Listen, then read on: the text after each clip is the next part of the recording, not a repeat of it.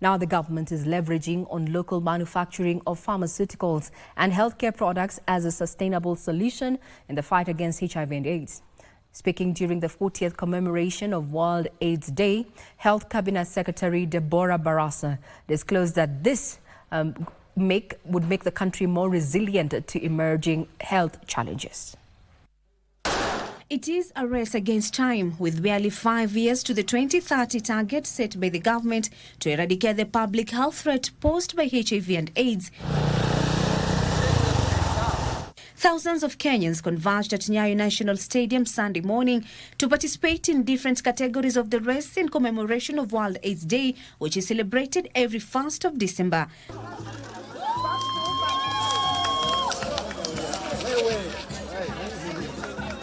Since Kenya's first HIV recorded case in 1984, several milestones have been made in this fight, such as reduction of new infections from over 100,000 in 2013 to 16,752 in 2023. Of these new infections, 73% were the youth aged between 15 and 34 years, a grim reality.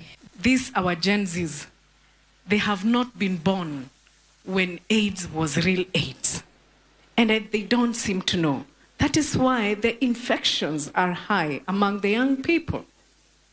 Awareness is going to be key if we really want to eradicate AIDS by the year 2030. And you heard the numbers that demonstrate how we're really close to winning this race. But the last bit's the hardest. Why?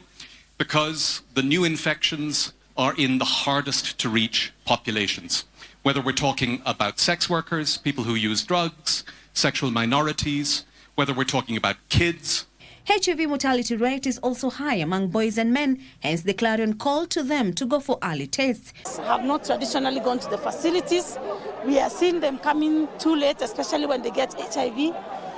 They come for diagnosis too late, and then we are trying to say that men and boys can play a significant role as champions. Because there's still the stigma against HIV and AIDS. Many people don't want to know their status. As they say, ignorance is bliss, so many people just want to stay like that. But yeah, it's time to do some testing. I'm also getting my own personal tests. Making Kenya a HIV/AIDS-free country by 2030 requires collective efforts. Is declining global donor funding, which poses additional challenges to what we want to achieve in our country. And I'm seeing this as one case that is going to derail our process if we are not careful. Furthermore, the Ministry of Health is keen on leveraging local manufacturing of HIV drugs and commodities as a sustainable avenue towards self-reliance in the fight against HIV and AIDS. Us as a country, let us think of sustainable solutions. Let us leverage on the manufacturing industries that we have and see how we can have local manufacturing. Thank you, thank you. He understands local manufacturing of ARVs within our country. Kasichana Masha, Sunday Express.